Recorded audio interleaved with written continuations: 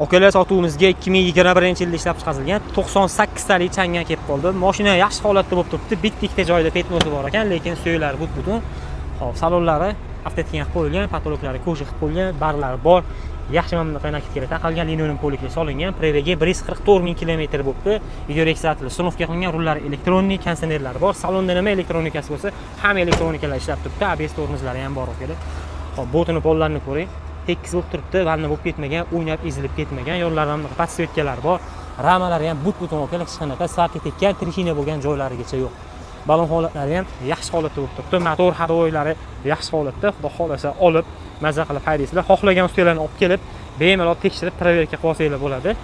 Bu yoq taraf ramalari ham but-butun okalar, aytganday sarka tekkan, trishina bo'lgan joylari yo'q. Propan gazlarga tusunovka qilib qo'ygan, ikkita gaz balonlari bor.